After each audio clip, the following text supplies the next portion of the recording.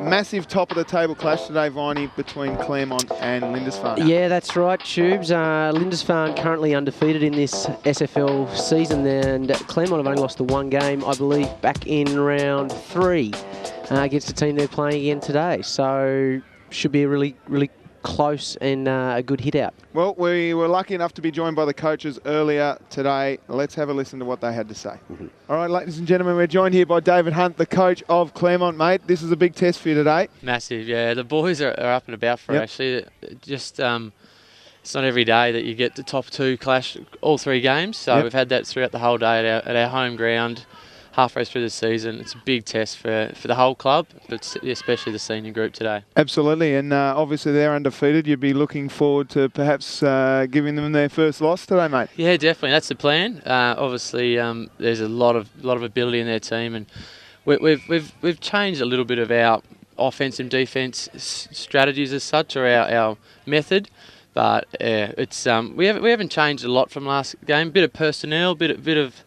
But yeah, hopefully just to be a buy-in from all 22 is what we're after today. A big team effort's what's required. Big Shawnee Solder down in the forward line there. He's averaging about 5 goals a game, mate. So he's a big target. He is. Last time he only kicked the 1 goal against him, so that's crucial that we get it to his advantage and we get some footy through him, because last time we didn't get enough entries into our front half. That's right. And how's your body feeling, mate? You're 30 now, and obviously first year coaching? First year playing coach, yeah. So no, the body's going well at the 30, just ticked over the big 3-0. So no, it's been really good. I've been able to train more than I thought I would. Brilliant. So it's been really good with the help around the club to help out with the drills, and been able to train a fair bit. And so it's been really good. But obviously it's a challenge playing coach, but one that I'm enjoying, and the club's really made it made it easier for me with how they've supported me. Brilliant, mate. Well, all the best for today. Hopefully the Magpies get a win over the probably more favoured Two Blues, but being the underdog always can work in your favour, can't it? Will do. Thanks, Troops. Thanks, mate. All right, joined by Daniel Willing, coach of the Two Blues. Thanks for joining us, mate, before the game. You're 9 and 10. It's 9 and zip, sorry. How do you keep the boys motivated? It's a good question. It's not an easy job to keep them motivated if you were 0 and 9 or 9 and zip. It's hard, especially this time of year in the winter when it's cold, to keep them turning up to training and doing the right things. But I think the easy thing for me is we've got a good, motivated young group that tend to do the right things off the field. They recover well, they hit the gym, and they're doing a lot of good things to keep themselves nice and fresh during the week. So I think the motivation comes from inside the group. I don't really have to do a lot, and we just turn up to training and put some things in place, and the guys have been really good at making sure they accept whatever we throw at them. Brilliant. And you've obviously had a coaching role before, and you've been involved with Lindisfarne for a long time. How's it different this year? I think the group's younger than when I coached last time and was lucky enough to coach a couple of grand finals. We were a bit of an older group. This is a much younger group, and I think that's the difference. And for me, it keeps me a lot more motivated. It's sort of more of a teaching role than a coaching role now. So having had some experience at state league level, you bring a lot of that stuff back to them, and they've been really receptive, and it's made my job a lot easier. Yep, and obviously being 9 and zip halfway through the season, you've got the bye last week and the bye next week. Yep. One game in the middle of 2 byes isn't ideal, but can you go all the way? You've got a good group that's undefeated. Can you go all the way? Yeah, look, obviously we hope so. It's not something we've actually spoken about. We just, obviously it's a cliche, but, you take it 1 week at a time all the time. But you forecast forward a little bit, and we know how big and important today's game is in the scheme of things. The result today, if we can get a result today, we skip 2 games clear on top of the ladder, which really gives us an opportunity to set ourselves up. If we don't get the result, then obviously they're level pegging with us, and it might come down to when we play them again here in the last game as to who finishes on top. I think that's really important. It gives you the week off and the double chance into a grand final. So look, we believe we're one of a couple of teams that have got the opportunity to have a crack at it, but we know that we need to keep performing well, and today will be a great challenge. Well, mate, all the best today. Obviously a bit of an 8-point game today perhaps, but all the best today, and we won't talk too much about finals because you've got to win today before you get there as well. But best of luck today, Dan, and thanks for joining us. Cheers, guys. Cheers. There we go, ladies and gentlemen. That was the coaches, and the game has actually started already. It's still zip. Chris Novy has just given away a 50-metre penalty, and Lindisfarne will kick for their first goal through Clark. Viney, how have you saw the first minute? Yeah, Tubes, just briefly to update those viewers on what you missed. There was the first centre clearance and first inside 50 went to Claremont. Couldn't get a clean possession in our forward pocket up here. Rebounded out, and then a bit of undisciplined play, but I think it was Matthew Howe, 14 for... no, correction, you're right, Scotty Webster, 14 for Claremont, giving away a 50, and then the first shot on goal there by Michael Clark. So Lindisfarne opened the score with just a solitary point as the ball comes out and is marked by Barwick. He swings the ball up the wing, looking for his teammate there in Jetson. He's got it at the forward centre wing, moves it up to the forward line here, rolls through two players and goes out of bounds for a boundary throw. And we're also joined by the General Manager of the SFL, Ben Harrison, today. Are you there, Ben? Yes, gents, loud and clear. How are you? Brilliant to have you on board, mate. We're wonderful. Great day for footy here at Abbotsford Park. How are you seeing this contest between the two top sides? Well, look, the wide open spaces of Abbotsfield Park is going to give us the opportunity to see some really good skills on display. Undefeated Lindisfarne, Claremont, the reigning premiers, and not to be discounted by any means. And look, I think we are in for an absolute beauty today, and certainly from the crowd that's in, the number of cars around the ground looks absolutely fantastic, and the weather's a heck of a lot better than it was for the bye round last week. So we picked that well in rostering. So yeah, very well done there, Ben, and it's great to have you on board. You'll be joining us with some updates from around the grounds throughout the day. Hello to all those folks that are listening out there on the live stream as well, as Lindisfarne bring it forward through Clark. Comes over the back, chipping in nicely there is Myers, and he goes back and makes no mistake for the first goal there, Viney. Yeah, I have to have a look at the replay here to see what happened. Looks like the ball just got out over the back, and Claremont boys just weren't quick enough to react here. No. Just a good contest provided, and lost his feet there, did Lucas Green. Yeah, just at the wrong time. Just a little bit of a clever nudge out by Myers, and there you go. The rest is history. So there we go. First score to the Two Blues. First major for the Two Blues. That shoots them out to 7 points. Magpies yet to score. 3 minutes 46 gone in this first term. Back in the middle, the ruckman will go at it. Big contest provided. Novi was in the right place, but it come over the back to Anning. He chips around up the wing to his teammates there, but it bowls past them all, and the Mont will clear. Up the outer side. Leading the race back there is Clark. He's been prolific early, Viney. He's had a few kicks. Chips it up the wing. Centre wing now for the Two Blues. Moves the ball inboard. Leading the race there, the Claremont Magpies. They'll clear again up to centre half forward. Nice work by Crossan coming out to meet the footy at centre half forward. Handball's off. This is what we like to see from Claremont. They move it down. Brown is there. He's a clever footballer. He's got the beard this year, Viney, which is good to see. Mitchell, though, will clear for the Two Blues, and they will be out here. Great day for footy, as we said a few times. No need for anyone to be dropping marks like that, unfortunately, as it comes over the top for Griffith. He hands balls back. The Claremont boys move the ball forward, and it finds Matthews. Matthews in the long sleeve will probably be sweating up a storm today, Viney. Doubt that, Tubes. As I said, it's only going to get to 13 degrees. Certainly not summer here in Claremont. Fuchs handballs off to Novi. Goes down towards Brown. He's such a clever footballer. Manages to keep his feet in the contest, but it goes forward for Jones. Jones gets wrapped up in a tackle, and the umpire's called a push. No, throwing the ball, and play on's the call. Miller up the wing, but it's gone out of bounds right at centre wing, and we'll see a boundary throw in. Yeah, good little chop out there from Nathan Matthews just to get across and force that one over the boundary line. They're hopping into Chris Novi. He's a very good footballer. Got knocked out in the grand final last year and doesn't remember much about the grand final. I was speaking to him earlier. He's got the ball here. Clever on the left. Swings down towards Crossan, who dives, and the mark's touched over the line. Boundary throw in at centre half forward. Just gazing down the Claremont forward line there. Big Solder hasn't ventured far out of the goal score. Is that what we can see for most of the day here, Tubes? Is he just going to lead out from full forward? I think so. He's a big full forward. He's averaged 5 goals and looks very dangerous down there. But you wouldn't want to see him up a centre half forward. He's more of a big, strong pack mark type.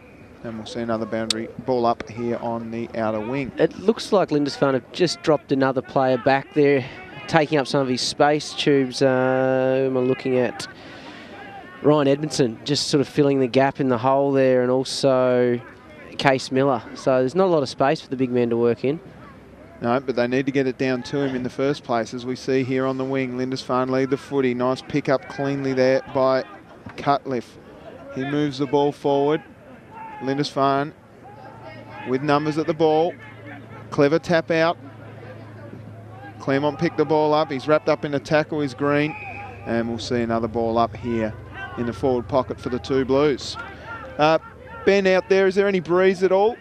Oh, it's a gentle one, just coming through. I'm beautifully shaded by the Duff TV van here, but no, we've got a little bit, but it's not definitive to one end of the ground or the other at this stage for goal scoring. And the footy's been stuck in the net there, folks, like a big spider web. The fly has been caught. I'm not sure whose job it is to climb up there and grab that one back, Tubes. I'd want some danger pay. Good mark taken there by Hunt. Switches the ball out wide, out towards Crossan, nice who's kick. been dangerous early. Uses his pace, short in stature. Chips it up towards Brown. The bearded Brown was probably best on ground in the grand final last year. Chips in nicely, finds his teammate in Allison. Don't know if that was deliberate, but it's come off for him. Allison chips up towards Salter and co. Salter's nowhere to be seen. He must have come off for a breather. Picked up very quickly by the Claremont boys, and it's a great goal to Kyle Jones. Incredible stuff there from Kyle. Well done. We'll have a look at this replay. Just read the ball beautifully. And like you said, Viney, that kick from Brown did work in his favour, but this is a great kick to the top of the square. Yeah, absolutely. Mentioned Salter may have been off the ground. He wasn't. He'd actually led up for the ball, and I think that was who Nathan Brown was looking for with that shorter kick that got chopped out. Anyway, it's all worked out for the home team. Yep, the Magpies are up now on the scoreboard, so 2 points the difference, two Blues in front. I think one other one to catch there, boys. Looks like a rotation with Brown and Novi between forward and midfield for Claremont, so two prime movers for them to keep an eye on today. Very well picked up by you, Ben. Brilliant work as it comes out the back for Claremont. Clever chip over, trying to find his teammate in Matthews. Can't quite gather the ball. There's 3-2 Blues, could have raffled it, and they get it forward anyway. But it's kicked out of bounds on the full, right in front of David Hunt, and he will take the kick in for Claremont.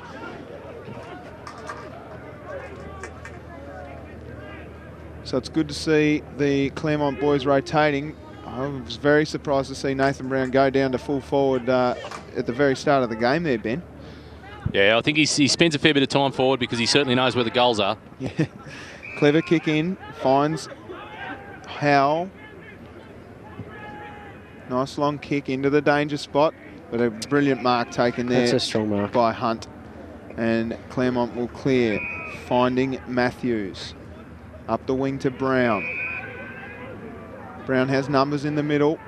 Was hiding behind the umpire though, so he'll go up the wing. Clever stuff from the two Blues defence. It'll come out through Edmondson. Handballed on towards his teammate there in Braslin. Edmondson goes again. Wrapped up in a tackle is Hutchinson. Numbers here for the two Blues through Hutchinson again. Handballs out wide, finds Hutchinson. Gee, there's a lot of Hutchinsons in this team. And that's a brilliant mark, not paid. Didn't hold it enough. Play-on's the call. He held it for a fortnight, Damien. Don't know about a fortnight, Tubes. Kicks out to space. Leading the race, the two Blues in Mitchell. Wonderful spin move from Callum Mitchell. Yes. Overcooked the kick, though, and Claremont will recede. Here they go through the middle. Not sure who that kick was to, but the big man takes it for the two Blues, and it comes out through Edmondson. Chips up long. Only man there standing under. Courage shown. Clearance now for Claremont. The Magpies looking okay. Comes out towards this man in Matthews, who chips up long, has numbers here. Clever handball. The Pies kick it up towards centre forward, but no one there. And Hutchinson, that is Adam, will take the kick and look laterally. Moves the ball up the wing. Miller into the middle of the ground. Defensive work by Hunt has been very good. Kick forward and missed by the two Blues. That was Cunliffe. And a solitary point. He's one to watch there, lads. Cunliffe, way out leader in the media awards at the moment. Right. And certainly for those interested in following William Leach fair for the next 10 or 11 rounds, one to keep an eye on. Rightio, there you go. He does look like a footballer with his hair back, tied back, Mark Zanotti style. Comes out to Brown. Brown up to Crossan, who's been dangerous early, Viney, in this sort of spot. Racking up a lot of possessions between those two. Salter leads forward. Clever tap over, looking for Novi. Novi wasn't there. Mitchell. Handball's out wide. Finds Clark. Clark up the wing. Cruel bounce there. Brilliant work by Claremont. Nice pick up there by Harris. Brown cops one high, but keeps going. Handball's backwards. Jetson into the middle. Finds Laddick. That's the kick that has to be better, Tubes. They just seem to be firing away into that half-forward line and not really picking out any real key forward targets. And it's just getting chopped out from Lindisfarne and they're rebounding back out. Well, Sean Clark has it now for Lindisfarne, and I think you're making a very good point. There's been a few like that. It's a little bit dirty there from Lindisfarne. No one really flying the flag for Claremont, but a little bit late, Tubes. I don't think there was much in it. We'll have another look at it. Here it was. Yeah, eyes for the ball. No problem there. All right, there we go. Moves the ball in. Crossan tries hard, has a partner in crime there in Allison, who kicks forward towards Solder. Solder's not out of range here if he can mark. Can't quite take the grab. Picked up there by Allison again and gets wrapped up in a tackle. And it will be a ball up here right in front of the Duff TV van. And Ben, it's great to have Duff TV on board with the SFL, live streaming all across the nation. First time for the SFL? Obviously, we've done quite a bit of work with Duff over the years, but great to have him back involved at the moment around some of these games, and the club's very supportive of it as well too. So, no, fantastic stuff, and great for those people that, for one reason or another, can't make it out to the footy to be able to keep an eye on what's happening. Yep, brilliant stuff. So, here we go, Brown, little dicky kick into the middle. Run here for the two Blues, and it will be that man there, Edmondson, to clear again. He's had a lot of the ball early. Rand. Comes over the back. Green has it again. Chipped over the top. If it sits, it'll be okay for Claremont. Chip forward, but nothing doing there for Claremont because that man there, Hutchinson, that's Nick, has got it again. Almost a mark. 3 Claremont players fight over the footy. Handball comes out to Sean Clark for the two Blues, but playing in front again. David Hunt has been very good so far early, Viney. Stopping a lot. And I mentioned before the entry in from Claremont hasn't been great. You could say the same thing about Lindisfarne's forward entries, and I think both teams are just happy to sit a player back behind play, have an extra person in defence, and it's just end-to-end stuff, which is great. It's very even, but you're not going to score many goals like this. No. Probably a change to set up there for Claremont. Looks like just the one back deep in Salter and Novi now forward, but playing high forward now as well as the other Claremonts. That's where the ball's been going, 30, 40 metres out from goal. So a change from the bench by look at things, boys. Yeah, obviously David Hunt's got the message out to the boys and said we need to move the ball over that double defensive work from the two Blues. I found him again, though. He's had a lot of it, hasn't he, Callum Mitchell? Yeah. The ball rolls out of bounds and we'll see a boundary throw in. What I love about this ground, Ben, is the ability for the vehicles to get right around the ground. We might hear a few horns tooting and stuff like that. It's great for local regional footy. Absolutely, and of course you get to the latter part of June and July, and some people have to retreat to the vehicles by the time it gets to about 4 o'clock in the tight last quarters. So it's a great asset to the grounds. It's getting dark down here at 4 o'clock, isn't it, Ben? There's some good lights out here, have to put some lights on some of those cars on the outer wing. As the ball comes in, and the mark will be taken there by Duffin. He chips over to the William Leach medal favourite, according to Ben Harrison. Cunliffe into the middle, finds Braslin, looks long, almost the mark. Hunt trying hard. That's the coach, of course, David Hunt, who's wrapped him up, and he's leading by example, Viney. Yeah, absolutely. And he's arguing with his players, or just barking a few orders there, which is good to see. that's the benefit of having a playing coach. Yeah, get some real-time instruction on the ground. Clever Shepherd, picked up, cleared. That's good goal pressure. Potentially advantage played. Yes.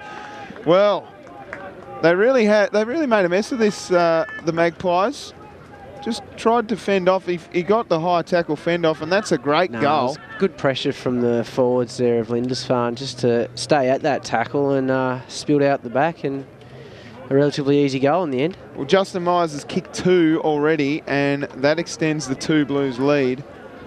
15 plays 6, 9 points the difference, 17 minutes gone in this term.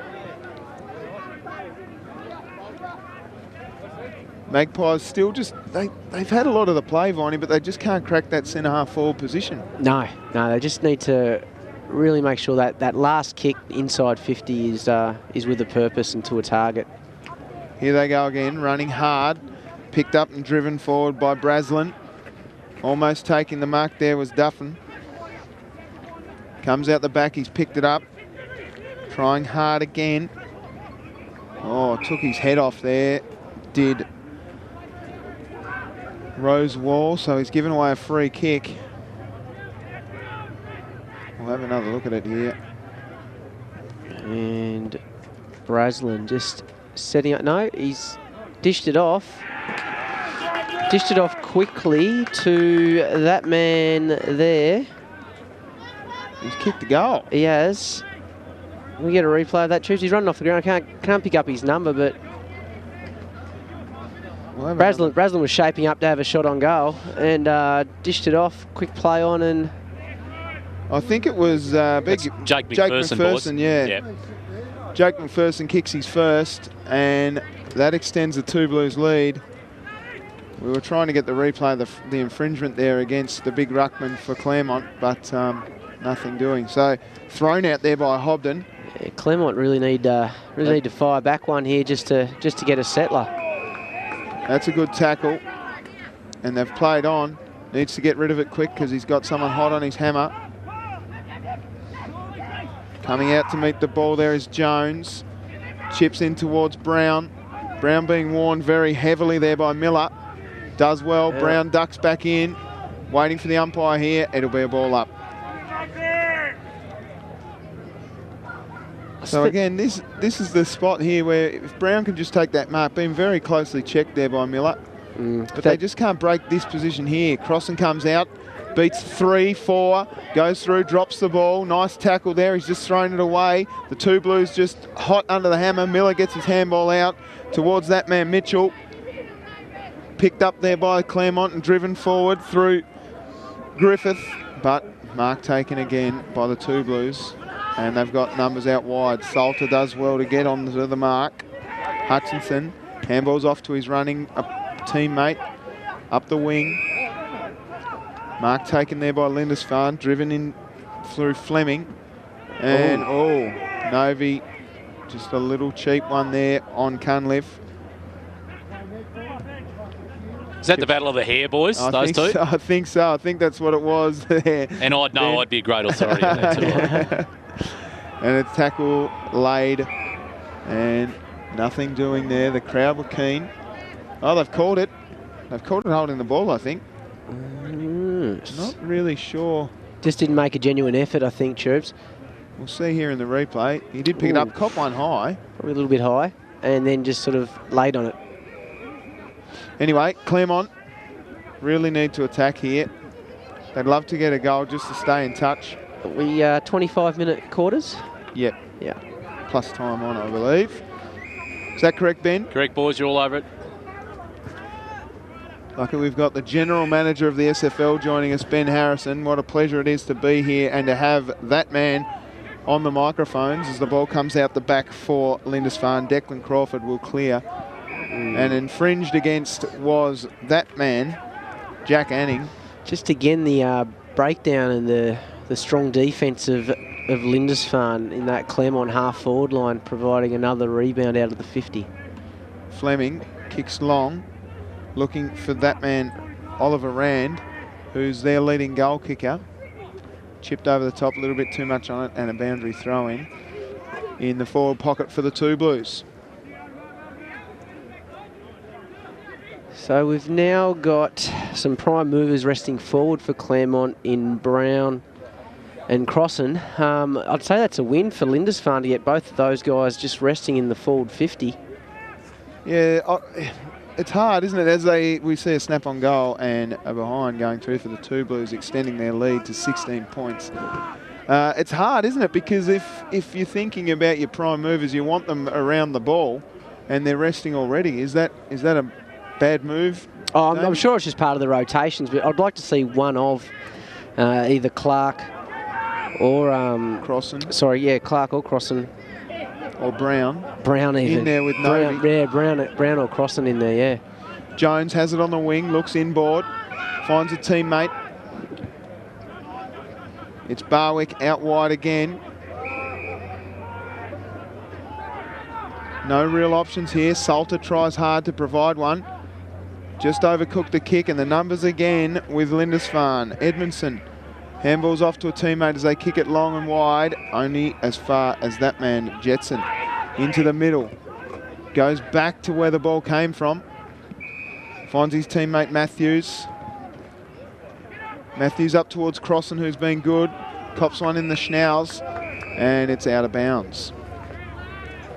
So they've had, I reckon it's been 50-50 as far as possession goes. I'd say in general play, it's been a very even game. It's just not reflected on the scoreboard because, as we keep saying, the forward entry into the Claremont forward line and I guess the defence of Lindisfarne, as much as anything, just coming back and supporting each other and rebounding back out. And here we go again. It could be a confidence thing, Viney, as the ball comes out through the middle, being 9 and zip, and no one really getting near you all season. You'd be fairly confident as the ball comes in, and here we go again. Howe goes bang and misses. This is something that Lindisfarne have really been working on, boys, because their efficiency in front of goal hasn't been great throughout the course of the season. I think 21-25 last round, and they've had a few games where they've been around the 9-10 goal mark, but still putting around 20 behinds away. So it's something they've been really working hard on, but they certainly here could be a lot further in front if they had a kick straighter. Absolutely. They've had the 8 scoring shots to 1. So it has spent a fair bit of time up in their forward line, but it's just about the transition of play and making those 4 entries into forward 50 count. So the Magpies from centre wing looking for Salter.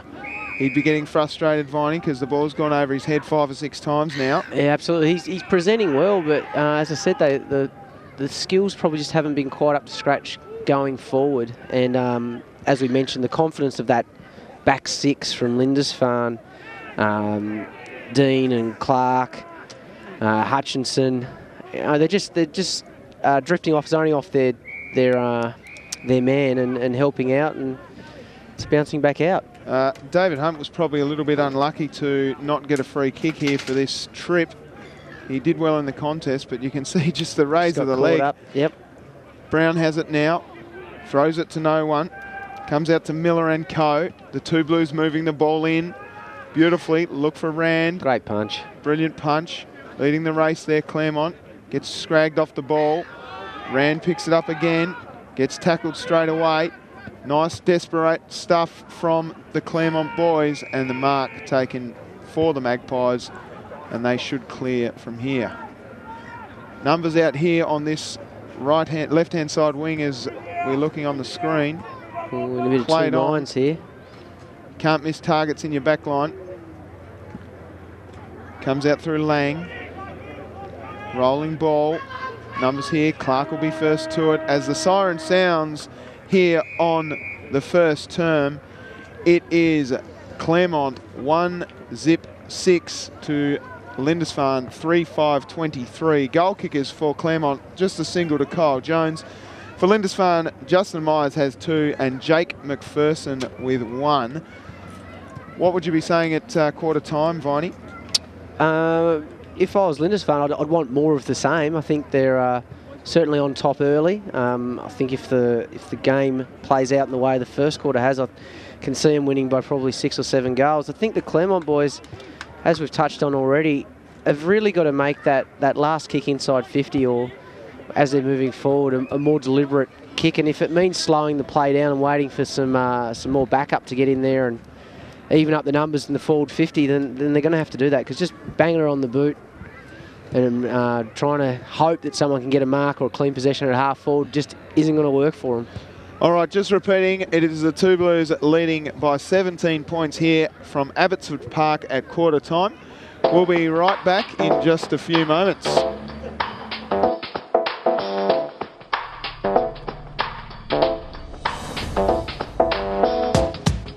All right, welcome back, ladies and gentlemen. Coach David Hunt keeping his troops just a little bit longer out here, and you went down at quarter time there to the Lindisfarne crew. Viney, what they have to say?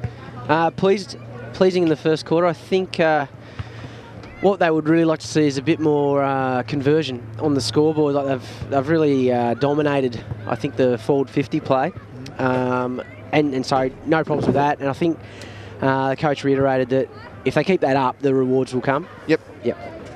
So more of the same. As Ben said, the Lindisfarne coach would be really working on trying to convert most of those inside 50s into majors. Absolutely, yeah.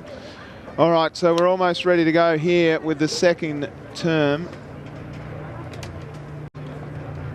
As we said, the Claremont boys being held up a little bit longer in the huddle there by David Hunt, who's battled vigorously in the back line on the leading goal kicker for Lindisfarne for the year, Oliver Rand. He kicked 5 last time they met in round 3.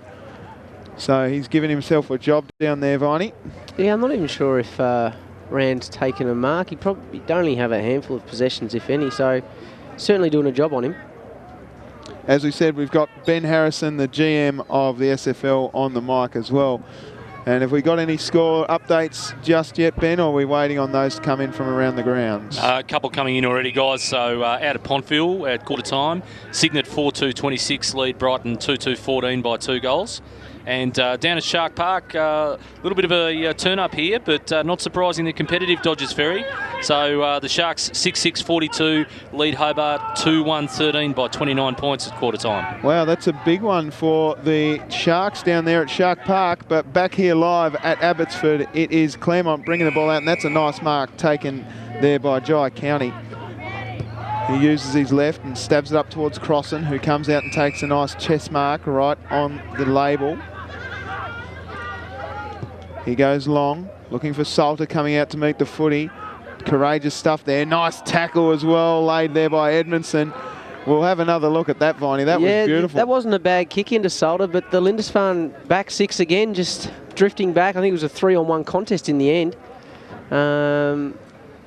Edmondson it was that did the laid the tackle and back into the big man coming out. Yeah, great little bit of play. And Cunliffe sees the ball out in front of Allison, and we'll see a boundary throw in here.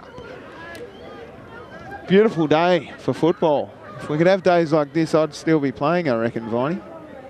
That's a lie. My hamstrings wouldn't let me. Here we go. Hamstrings, calves, you could take your pick, couldn't you? Yeah. Anyway, it's all Lindisfarne back here as Matthew Hutchinson drives it out wide. Numbers here for the Mont. Gets a kind bounce, does Scotty Jones. He chips into the middle, and just chipping in nicely was Graham. Down forward for the first real attack. Here's a chance now for the Pies. It's sprayed though. Griffith. And it's out of bounds on the full. Yeah, just a quick snap on his boot. And again, Claremont really want to be making some reward out of these ventures forward early on in this second quarter. Now we are live streaming out there, ladies and gentlemen, so if you would like to get in touch with us and give us your feedback out there in the internet World Wide Web, you can hit us up on Twitter at @tubes_Taylor. We've already heard from Paul Jackson. He's asked me, you boys happy with the Two Blues thus far? I said yes. We're very happy with them, Paul. Paul's a legend of the Lindisfarne Football Club, our ex-president, I believe. Yeah, I think I told you that actually, Tubes. Oh, did you, mate? Yeah. Okay. Here we go, the Two Blues again from half forward. Driving it up. That's a clever kick, but it's just overcooked and it's gone out of bounds. Michael Clark sees the ball over, another boundary throw-in. Yeah, Almost 3 minutes into this second quarter, Tubes, and no scores as yet. Speaking of scores, gents, just another quarter time one in from down at Huonville Oval. The Huonville Lions off to a good start today at home. 5-3-33 leads Sorrel 4 behinds by 29 points at quarter time. It's a very even contest, this league, isn't it, Ben? That even though Sorrel and Brighton and Dodgers are lingering at the bottom of the ladder, they're still very competitive. Yeah, they are indeed. And the good thing is that you can, great goal there.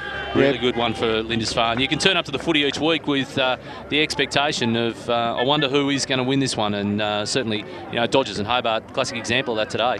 Yeah, it was a great goal, as you said. Very elusive stuff there from Anning, who went in once, went in twice. Novi just left it behind, who's his direct opponent.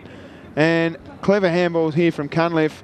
And it was Jack Anning kicking his first for the Two Blues, extending their lead out to 23 points. And a little bit of argy-bargy afterwards. A little bit of lip service, I think, there at the end. Cunliffe again, clever handball out to Howell. Driven forward to Rand. Rand wheels right around, and that's a clever kick because he had his mate out there, Anning. Anning just pops it up now.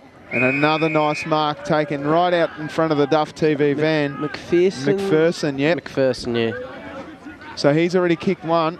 He has. What are we on, about a 45 degree, a little bit less. Should be pretty straightforward goal. He's only about 30 metres out. He's happy with it. Yeah, he liked it off the boot. I just want to take it back to this centre break here, Viney. Watch this handball from Cunliffe. He was under the pump, and it came out beautifully.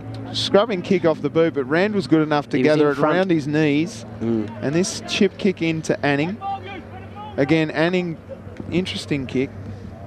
Little 9-9 and a lovely mark taken there by McPherson. Yeah, got a good leap at that. Nice clean set of hands. And a beautiful kicking style too. Lovely off the boot. But yeah, just a couple of little individual moments there really made that passage look very clean. Anning has it again, straight off the arms of Brock Duffin. But it'll be a ball up again. I think Brock Duffin might be a Colts player, Ben. Underage. Yeah, good question. You've probably got me there on the depth of list area, but yeah, no, looks a likely prospect. Yeah, he's named under the Colts banner here and wearing a big heavy number 76. So I believe he is a Colts player, but brilliant for him to be playing senior football at such a young age. Yeah, I looked terrific opportunities around the SFL, and you know the previous goal kicker, McPherson, a good young prospect as well too, came to Lindisfarne via the East Coast Bombers. At a Lauderdale development in the TSL, and yeah, he's a likely type as well too. Looks really good at half forward. Yep, he's dangerous, that's for sure. He's kicked 2 goals already this game, and we'll see a ball up here at half forward for the Two Blues. Yeah, another goal here from Lindisfarne, and this game could be fastly getting away from the Claremont Magpies. They're just delivering the ball well. It's just foot skills that's let Claremont down. They've had a lot of the footy and desperation by the Two Blues when the ball is at contest. Here goes Brown. Brown uses his body very well. Just wants to see it out here and does a great job. Disguised that well. And the umpire says ball it in. I reckon your 2 areas you'll see that Lindisfarne's probably clearly on top, if we had access to these stats, would be one at the stoppages. There's certainly their clearance work around there has been a lot better, and their efficiency by foot, as you said, in delivering the ball it's been good. They haven't turned it over as much. No. So here we go. Jones swings it around on his big right boot. Nothing doing out there though. Duffin goes hard here. Does it well for a big man together. Nice tackle though by Novi and co. I beg your pardon, it wasn't Novi at all. It was Webster. And I do have access to those stats. So Claremont leading the clearance count 11-6, and kicking efficiency. Sorry, that was Lindisfarne leading the clearances and kicking efficiency as well, 58% to 37 for Claremont. Well, there you go. I'm glad you turned that around, Viney. I was going to look like an absolute dork then if you have proven me wrong. No, if you want some stats, I've got them all written down here. No worries. Good work, mate. Duffin out wide. The Two Blues into attack again. Brown is there, does well on the half volley, Gets his kick affected by the smother, so it's play on. Nice handball out to Jones, running onto that left boot, but he kicks and lets himself down, and Crossan perhaps almost giving away a 50, but doesn't in the end. Very well played. It's 3-on-1 at that contest again there going forward for the Magpies. Comes over the back. Here's a chance now for Daly, I beg your pardon, Barwick. But the two Blues again. A little bit of candy there from Jones. Chips up, and a nice mark taken there by Fuchs. Handballs off. Hobden gets rid of it. Brilliant pressure from the two Blues. Braslin does well. Handballs off to the Firebird. He kicks long. Little push out almost, but the mark paid to Clark. Not a lot of chirp coming from... dropped what he should have taken, then mucked up the handball, and it's gone out of bounds. Lindisfarne just trying to be a little bit too cute there. Should have just gone goals. Just should have been thinking goals here. I probably was thinking goals, actually. Kicked it, spent it before he'd already got it. Yeah. I think you'd go back and kick him from there. Ball in, right in the forward pocket for the two Blues. Rand wins it down, only as far as Griffith, who kicks out long but finds Gruber. Yeah, just forming the wall out there, Gruber, and another spare player. Ooh, interesting kick. Right idea. Found his man in the end. Myers into the middle, looking for Rand to fly. Someone's clunked a grab there. Brilliant work. From about 6 deep, it's Callum Mitchell. Wow. Big pack of players. I don't know if any of them got more than the foot off the ground. Look at this. only bloke that really wanted it, though, was Michael Clark. I still can't see how he got his hands on that. Can we see that again? I'll let him kick this goal. Well, hang on. He has to put it through yet. Ooh. That's Mitchell, I beg your pardon. We'll see this mark again.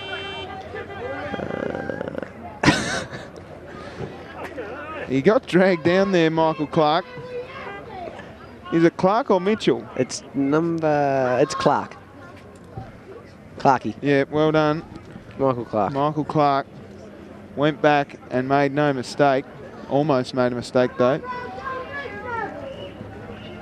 41 plays 6, Viney, and like you say, that could be the goal that starts the avalanche of goals. Cunliffe always seems to have a lot of time.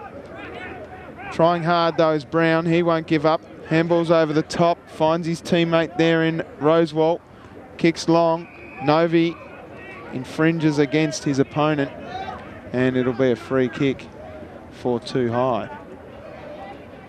Well, 2 observations, gents. One, Brown was just playing the kick behind the players, the loose in the back line. Now he's been pushed up onto the ball. Much better addressing from the Claremont footy department. And I think their forward line, they're getting caught playing behind. That's why they're not getting the ball up forward. Yeah, it's a confidence thing too, I think. Like I was saying, that the defence of the two Blues just seems to be confident to run off their man and lead their player to the ball. They seem to be in front all the time, so that's brilliant work from them as Brown brings it out. Finds Jetson, gets his kick affected by the smother. Trying hard to win the ball was Edmondson. Left it behind, but the numbers with the two Blues clearing up the wing. Cunliffe here, clever. That's an interesting handball, but it's going to come off. Hobden finds his teammate, and the Pies look and to slow it down. Through Crossan. He fancies himself from here, Viney, just outside 50. Is that a 50-metre line or a 40-metre line? 50. 50. He's going to be kicking from about 55 then. Looks like he's got the legs to get him over the line. He'll want to get all of it. Accuracy could be the only problem. Beautiful straight kick. And well, he's made the distance and then some, and he's kicked a magnificent goal. Jack Crossan keeps them in touch. Yeah, it was a team lifter. It's only the second He certainly took his fully allotted time, but look at this off the boot, Viney. Absolutely magnificent kick, straight as a die. Umpire didn't move. Very well balanced kick, that one. He's been amongst the goals this year, Jack Crossan. He's a very, very impressive player. So, back in the middle. Clever tap out. Rosewall punches it forward. Brown, rough as guts, but he gets it forward, but it only comes out to Sean Clark. Switches the play out wide to Anning. Anning finds his teammate. Nice work to Tringrove. Tringrove swings into the middle. Pushes it forward, and another great mark almost. Not paid. Somehow got a hold of it, and that's holding the ball. And the free kick will go to Claremont. We'll see that again. Did he hold this for long enough, Viney? The mark? Yeah, probably could have been paid. Dangerous kick straight across the front of goal. Well, McPherson's going to get on the end of this one, and I do apologise. I was watching a replay and missed that kick, which was very, very dangerous. What happened there, Viney? Yeah, Laddick just trying to square up and switch the play straight in front of the Lindisfarne goals, and just showed far too much of the ball to young Jake McPherson, who leapt up and took a good mark, and unfortunately couldn't quite get that one home. So here we go. Claremont, numbers here. That's a better kick. Switches the ball into the middle. Jones, not 15, play on. Gee. Oh, get the tape measure out there. I think it was very, very close. We'll have another look at it. Well, the umpire's in a great position. Got someone in trouble. Wrapping it up. Here's a chance now for Mont.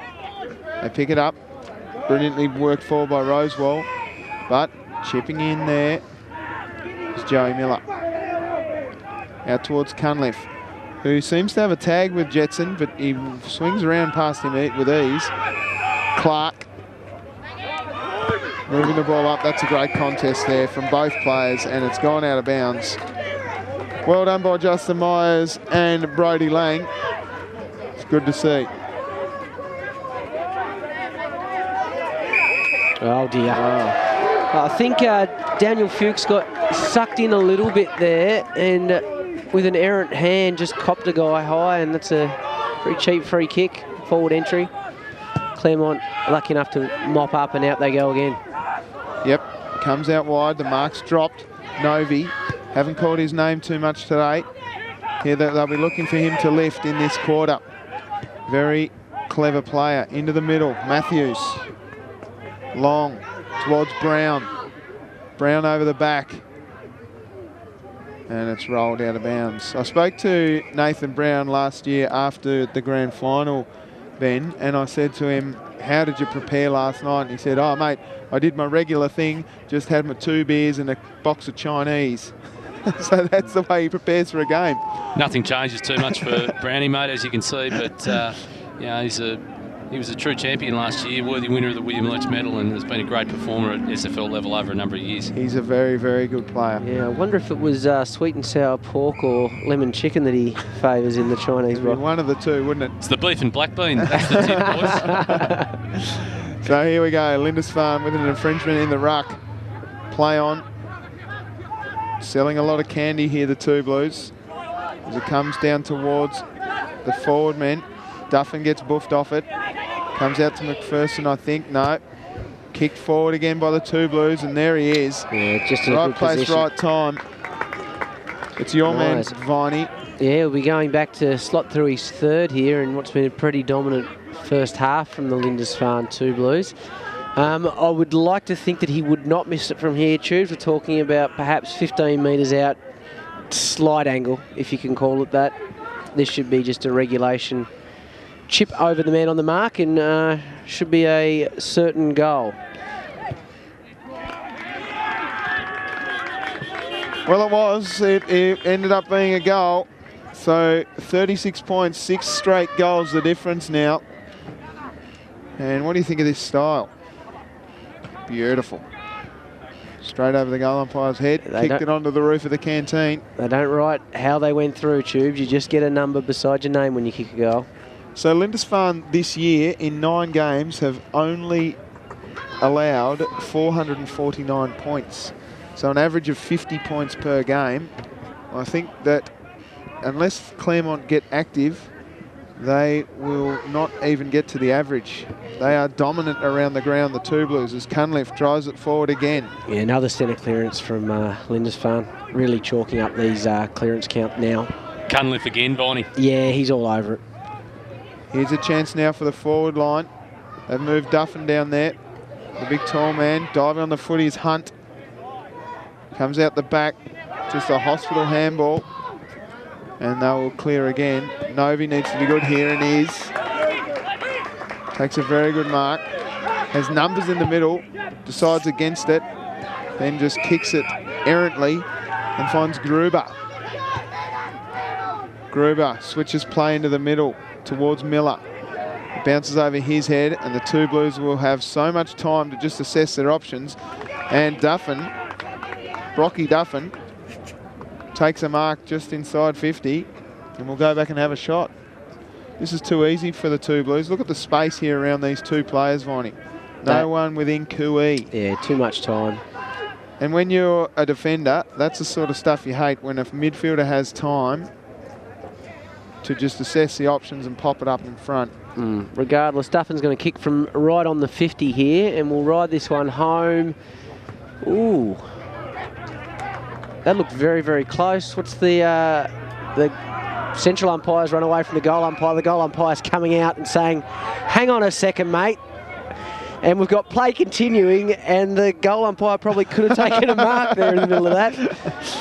Yeah, that we'll see here in the replay, Viney. That was... It was clearly over. Well and truly over the line. And it... And a comedy of errors here at Abbotsford Park, but the umpire does need to look for the all clear. Look at this, he was like, hang on a second, mate. I'm just trying to find the umpire assignments for today to find out who that goal umpire was. Would not let play continue until he'd been given the all clear, in a short conference there from the central umpire. And that's about as much running as you'll ever see a goal umpire do in a game ever. I like it how they don't try and move their arms too much, Tubes, when they're shuffling. So 54 plays 12 here, and Ben, we've got an update.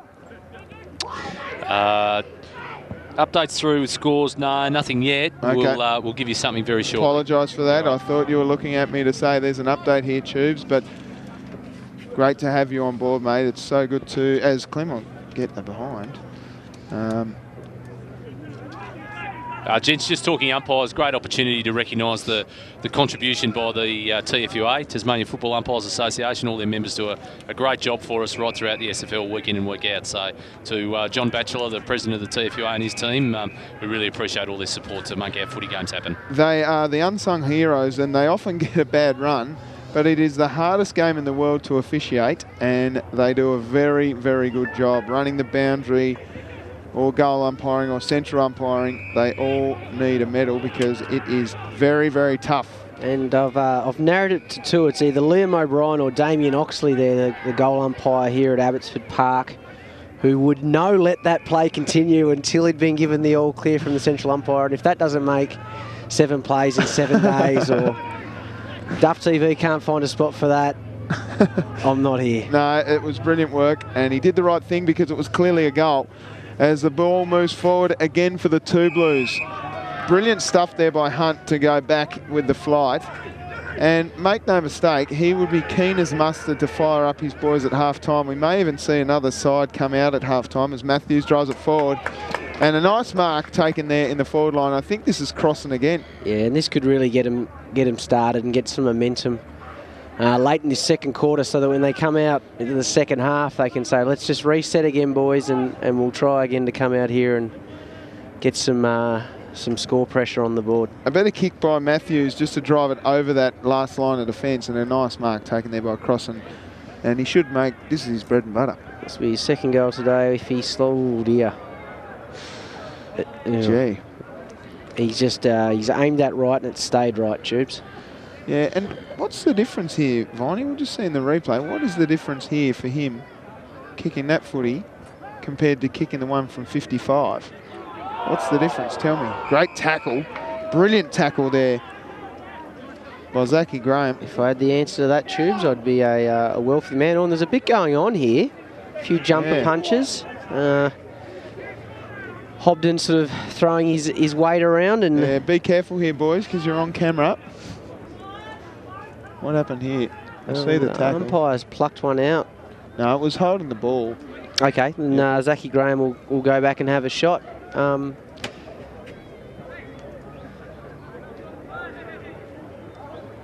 he's on about a 30 degree, probably about 35 metres out. And that's gone straight across the front and will be another minus score. Yeah, we don't like seeing this argy-bargy rubbish. I'm not sure what the free kick was for, Tubes. I'm not sure if you I was holding the ball, Viney. Earlier, was it? Okay. Yeah. Anyway, play continues with Lindisfarne clearing the ball out in that outer side pocket. 34 points the difference. Still within reach, the Claremont Magpies. If they could just pinch a late goal here, they'll go into this half-time break with a little bit of confidence that they're not completely out of this contest. It's actually 39 points the difference. I apologise. G's been good in those tight clinches there. Cunliffe. Ball comes out, smothered though. The big man Rosewall drives it forward, but numbers here with Claremont. Clever kick around the corner by Hobden. Finds Brown, who went backwards. Just needs to get it out here crossing. He's so strong around the ball, Brown. He's caught one high. Is the umpire going to give it to him? No. Ball up.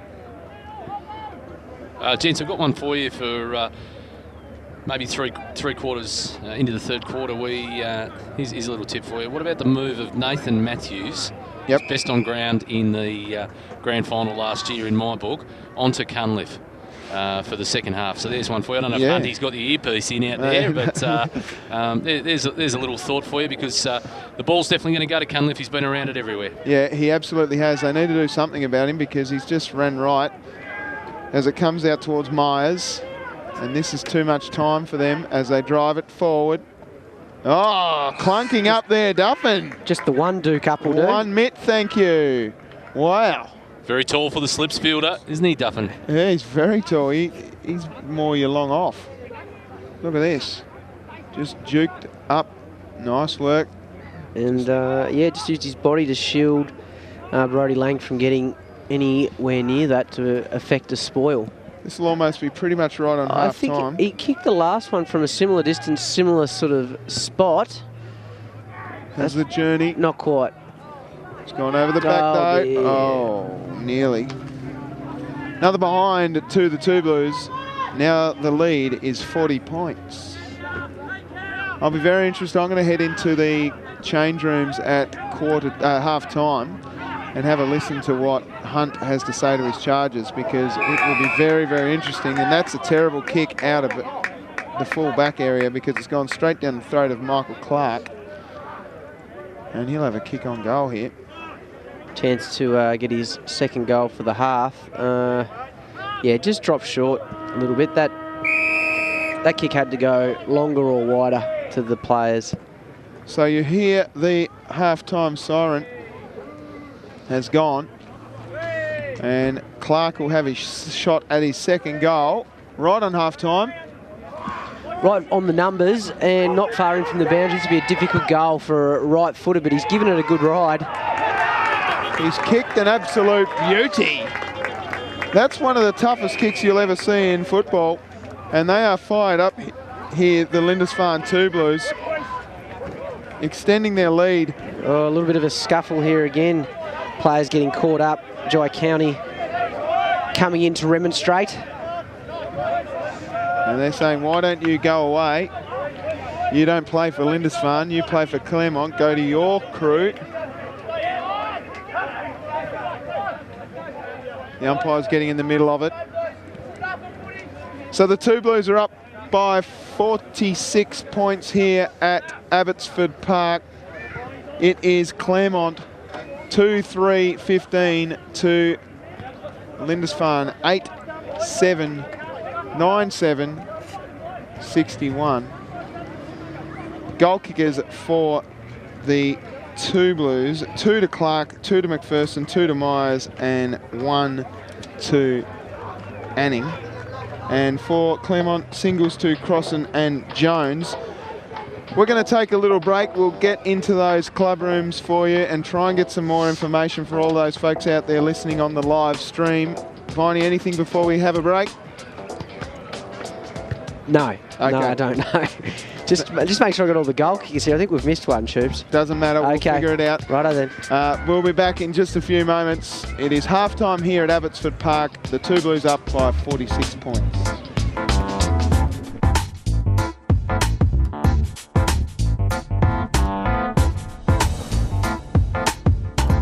So, Bonnie, we are back here. It is the third term about to start. We are almost underway. You went into the Lindisfarne change rooms there at half-time. Yes, just had a quick listen to Daniel Willing, who was really happy with the first half efforts of Lindisfarne. Really praised up his back six, thinks they've done a terrific job so far. Mentioned an interesting term that it was mentioned a couple of times, the foot on throat. Wow. Which basically you can interpret as that they've got this game mostly won and they really just need to drive their assertion home early in this third quarter, really break the back of Claremont and make sure they can take the 4 points. And I went into the Claremont rooms and they were very positive in there, and they said, we've played worse than this and we are better than this. As Duff and almost gets his handball over the back, Hunt comes out and will clear for Claremont. But they're not giving up. Absolutely not giving up. So they're more about the team game. They said, as Ben Harrison, the general manager of the SFL, said, maybe they need to switch someone on to Cunliffe and perhaps start with Matthews. Well, the Matthews was running with him there in the middle of the ground, but they don't want to. They've said, we'll forget about Cunliffe. We're just going to play the team footy that we know. So they're pretty positive in there. So it'll be interesting to see how they respond. Ben, any updates from around the grounds? Yeah, sure. Some halftime scores in from around the grounds. Down in Huonville, the Huonville Lions 7-8-50 leads Sorrel 3-4-22. So a 28-point margin there to the Lions. Dodgers Ferry bolting out of the blocks down at Shark Park today, 12-8-80. Lead Hobart 4-7-31, so a 49-point lead to the Sharks at halftime down there. And out at Pontville, Cygnet 9-4-58 lead Brighton 6-5-41, so a 17-point margin there for you as well. Very close game out there at Brighton, but Shark Park, wow. The Sharks over the Tigers, that's one for the books. As we see Claremont coming out through Hobden, out wide towards Salter. Salter here. Turns wide, shrugs the tackle, but that's a brilliant tackle laid by Clark. And he's wrapped up. Play on's the call. Cunliffe moving the ball forward. Beautiful work there. Brilliant attack on the footy from Rand. He goes hard again. Hunt dives on it, tries to stand up. He's on his knees, and it'll be a ball up, I would say. Gents, I've got some other scores in here for you from around football today as well too. So in the State League, just some updates for those that are listening in. Glenorchy versus Lauderdale at KG5. Currently Glenorchy 16-8, lead Lauderdale 10-7. So a fair lead there. Down at the Kingston Twin Ovals, it's the Tigers 11-6-72, just trailing Burnie by 15 points, 13-9-87. And Hobart City at the home of football, North Hobart, are 11-4-70, lead Launceston 7-4-46. Any update on the game going on in Devonport there, Devonport North Launceston? Anything from the north end of the state for us, Ben? Starts at 3:30 today, mate. Oh, bingo. Night game up there. As the ball comes out, Novi dives on the footy, and it's just out of bounds. Boundary thrown right on the interchange gates. So Brown for Claremont was in there with the team while the coach was just working a few moves on the board, and he was getting his troops fired right up, saying that we've played worse than this. We are a better side than what we've been playing. We're only a few goals out of it. Let's hit them hard in this quarter. So far, nothing doing on the scoreboard. It is still 9-7-61, leading 2-3-15. The 2 Blues in front. Coming out through the middle, Hobden. Very quick moving. Salter is a chance from this distance. Decides to chip out wide, and that's the wrong option. He's upset with himself, but needs to get his head back in the game. He's going to be on here. Sold a bit of candy. Did Anning. Into the middle. Beautiful work. Finds Hutchinson. Plays on. That's a dangerous kick for the Claremont boys. Hunt just went hard at the footy. Clever stuff from Clark, but he doesn't quite get all of it. And a mark taken there by Jones. Handballs off quickly. Finds Barwick. Out wide to Salter. He's had a bit more of it, which is exciting. It looks like he's just started up the ground a little bit more in this quarter. Interesting kick. And we have numbers here with Lindisfarne. It's 5 on 2. Salter looks like he's burning up a bit there. He may have cooked a goose. I don't reckon he's 100% fit, gents. I think his lack of forward pressure, defensive forward pressure, has been evident today. So I'd say that chase in the second play before was very, very average, I reckon. So maybe carrying an injury, do you reckon, Ben? Could be niggling a bit. So centre half forward will test him out. Here goes Novi. Brilliant attack on the footy. Oh, tripped over himself, did Edmondson. Picked up cleanly by Green. Into the middle, Hobden. Back to Green. Novi's up the wing if he wants. Decides to go inboard and finds Griffith. Griffith up forward. Brilliant work there by Claremont. Driving the ball in. Can't quite get in front was Salter. Numbers again for Claremont. 5 on 2 again. And they clear. Over the top, Griffith has a chance now to assess his options. This is better. Brown over the back. So the kick coming out of defence was just overcooked, and Griffiths was quick enough to shrug that first tackle. Brown will go back, and he kicks his first. And that's what Claremont wanted, Viney. That's what they needed straight out of the gate, was to convert early on, put some pressure back onto Lindisfarne and work their way back into this game. And this is that kick that came out, and Griffith was very good here, just to shrug that tackle and then look forward and find Brown.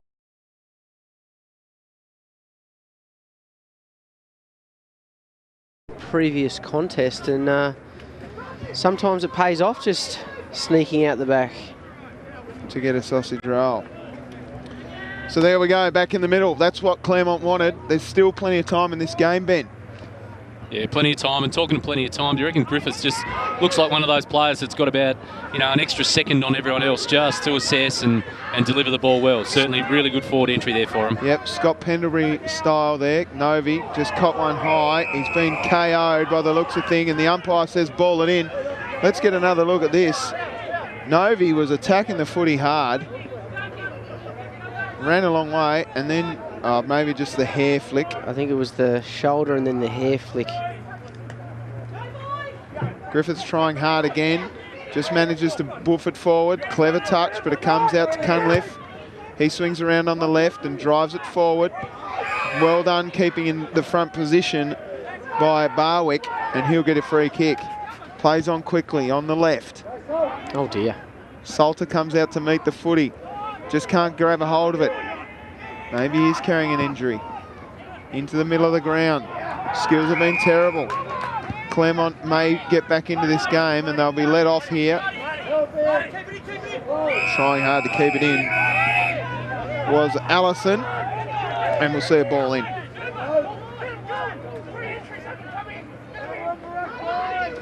So right in front of the Duff TV broadcast van.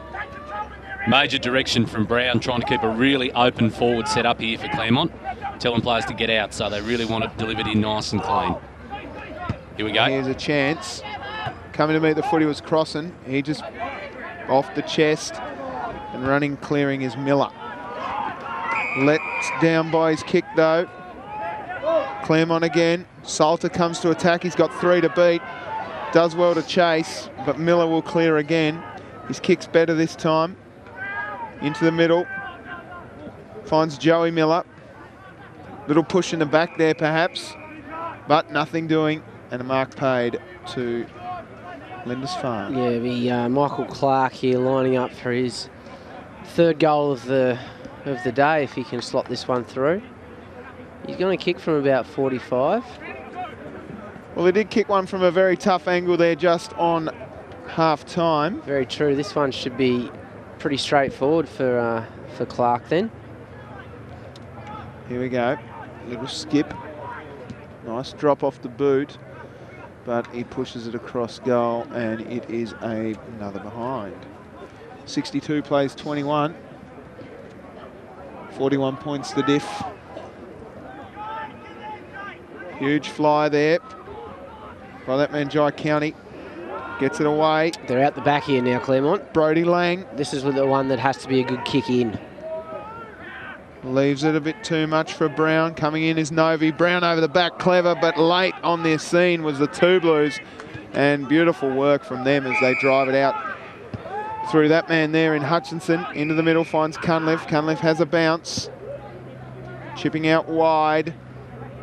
Good clean punch by Jetson. But coming in is Clark from a spot that he missed before. And he makes no mistake. That's a great running goal there, Viney. Yeah. Just dodging a few players. Cunliffe with the kick in was nice. But just read the ball really well, did Clark. Yeah. Just steadied over the ball and kicked early. Obviously learnt from his mistake in the previous shot on goal. So 68 plays 21. And that's exactly what the Mont boys did not want.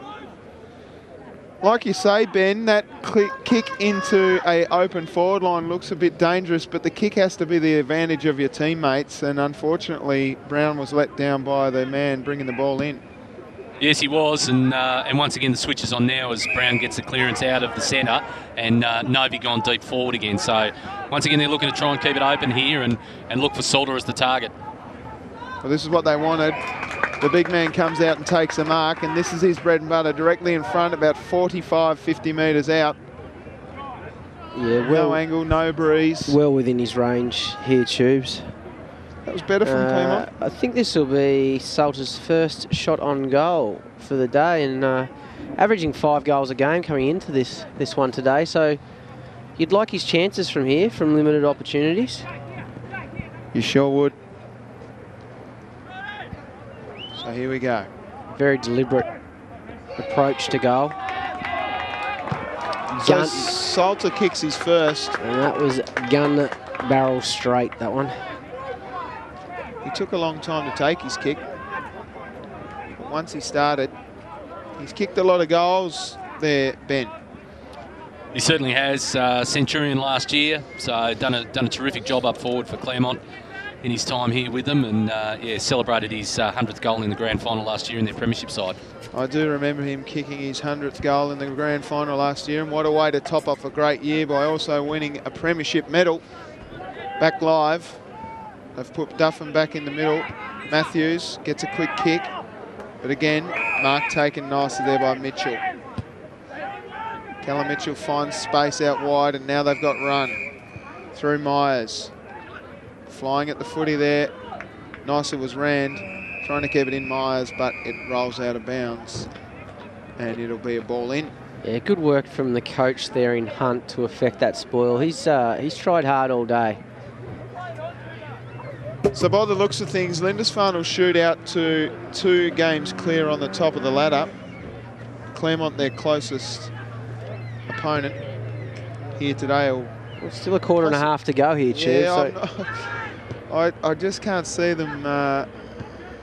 When you should have marked that. He had plenty of time. Numbers here again with Claremont, but rolled out of bounds in front of Hunt, and we'll see a boundary throw-in again. I think you're on the money, Tubes. There needs to be a massive turnaround here, and they've got to start winning the ball out of the middle to get themselves within reach. I mean, we need probably, I would say, the margin reduced to somewhere down around under 5 goals for them to be any chance of giving themselves a shot at it in the last quarter. Absolutely, and a nice mark taken there, right on the last line of defence, almost by Jetson. Handball's off wide to Daly. He kicks towards Lang. Clever chip over the top by Jones. Need to keep running here, Claremont.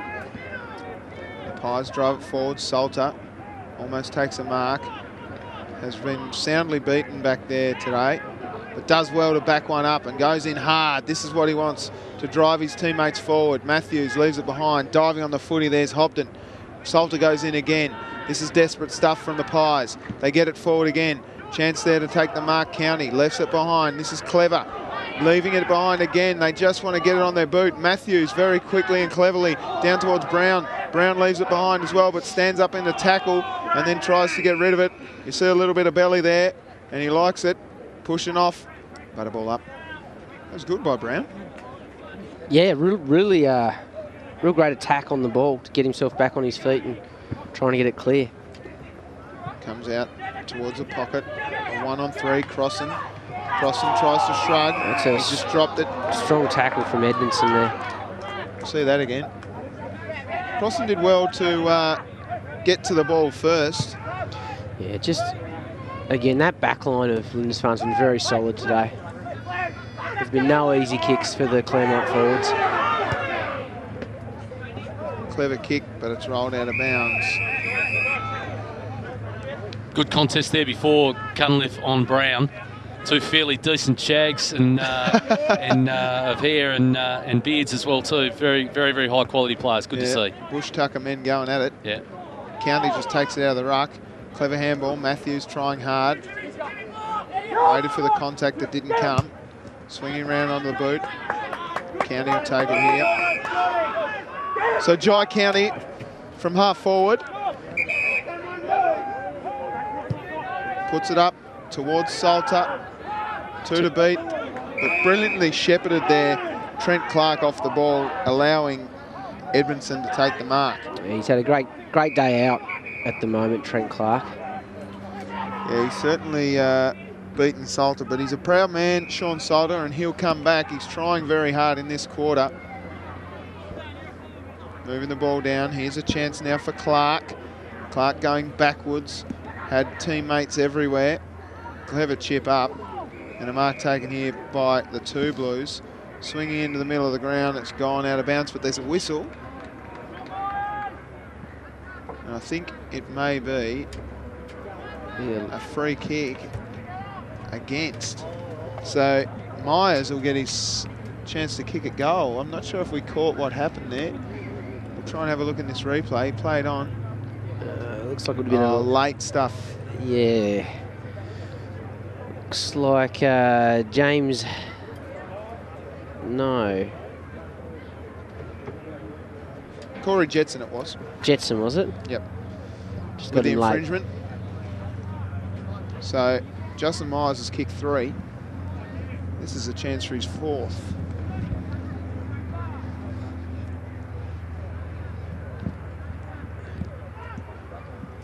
Nice kick off the boot, and it's gone straight through the middle.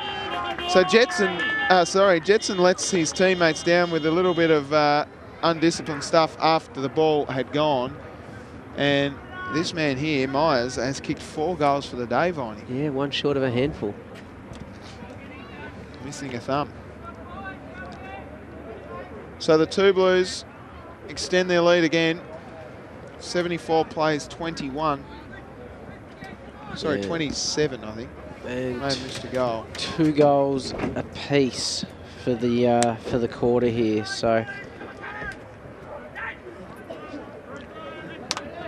now we did get some stats there at half time in the Claremont rooms there, Viney, that I managed to snap on the camera there. If you want to have a look at that and analyse those and get back to us about the first half, at risk of going backwards in time, as Myers is looking for his thumb, wants that 5th goal. Nice work, he rallies the troops and pushes the man over the line. We'll see another ball in.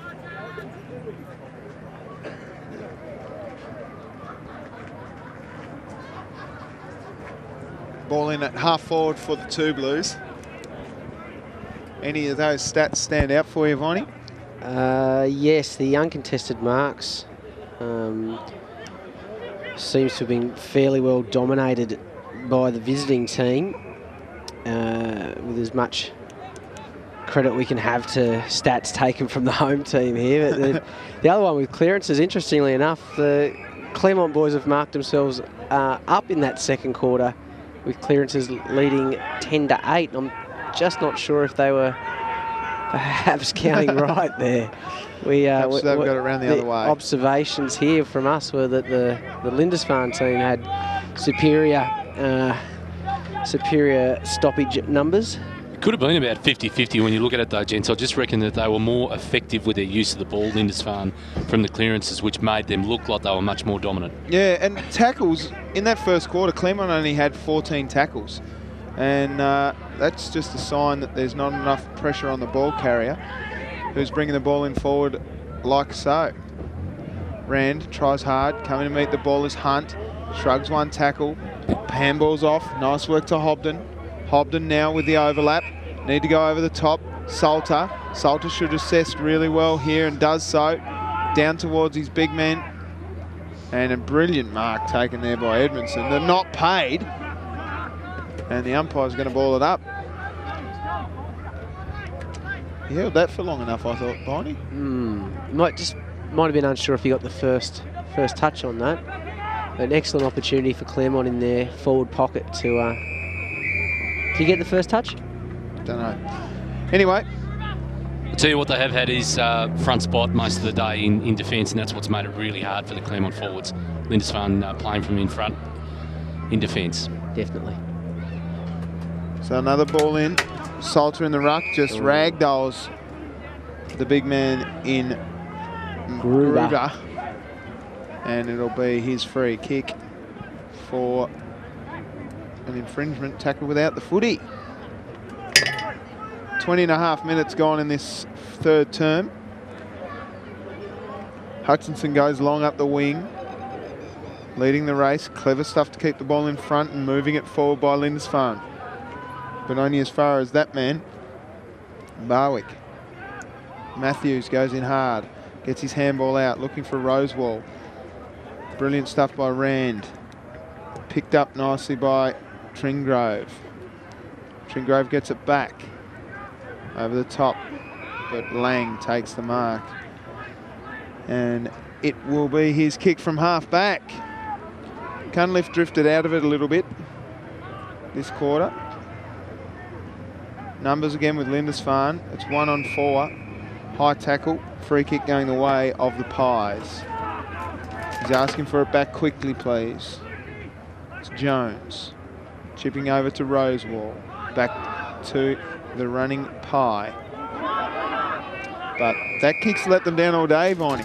Yeah, what the viewers couldn't see was me shaking my head there. And yet another butchered forward entry in from Claremont.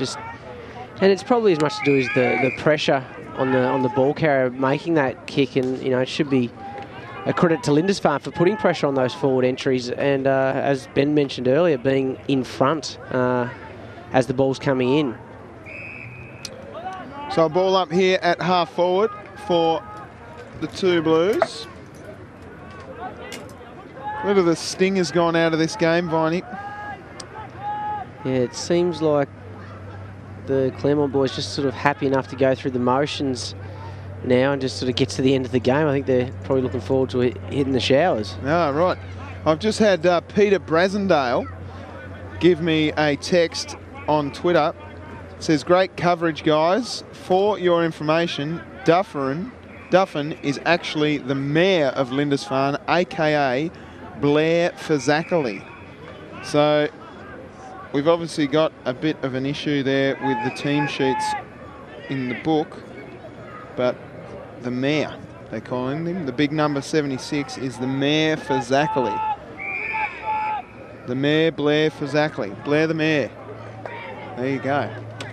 Anyway, free kick going the way of the Pies.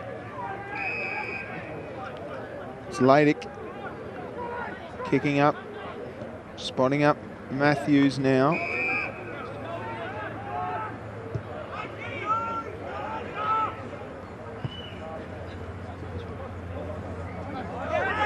Clever stuff from Hunt.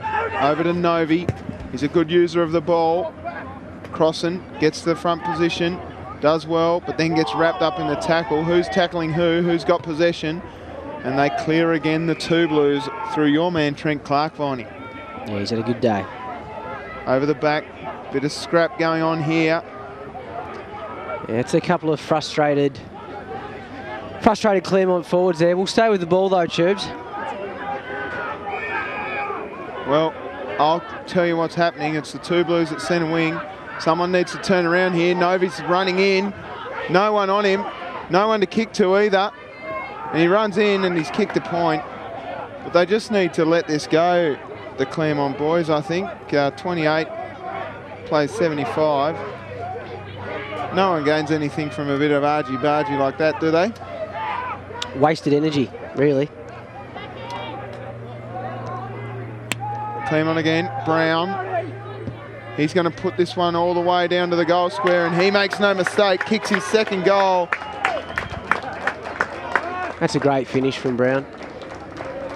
Brilliant work by Brownie.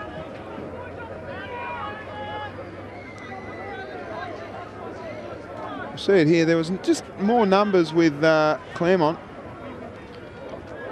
Brown kicks his second. He's kicked that right on the 50, just a low, sharp shot, and excellent goal. So, 5-4-34 plays 11-9-75. Two Blues in control. Yeah, just entering into some junk time here now. I think the three-quarter time siren's not too far away as we see a little bit more argy-bargy going on in the Claremont full forward line. Mark's taken down there, though, by Michael Clark, former Australian captain of the cricket, I mean. Right on half-time, he's caught three-quarter time, sorry. He kicked one after the siren at half-time. He certainly did. And be kicking from about 52 metres out, relatively straight on. So if he hits this one right, it looks like he's shaping up for a torp. Could be wrong from this distance. Does he really need to hit a barrel? Well, yes, he gets yes, onto he it. does, Tubes. But he sprayed it. Might have to put the old torpedo back in the bag. Just go with the regulation drop punt the next time. Well, he struck it well. He struck it beautifully. It's kicks like that, Tubes, that make me wonder why there's not more people kicking torpedoes shots at goal anymore. Well, you just saw why there isn't more people kicking torpedoes, because they're very rarely accurate. So a little bit of argy-bargy to end that quarter from the Magpies there. It is the two Blues in control. 76 plays 34. Goal kickers, Vonnie. Yep, got the goal kickers here.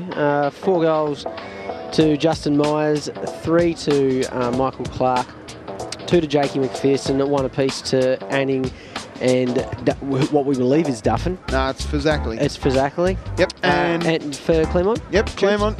Nathan Brown's got 2 He singles does. to Jack Crossan, Sean Salter and Kyle Jones. We will be back with the final instalment of this top-of-the-league clash between Claremont and Lindisfarne. SFL action on Duff TV in just a few moments.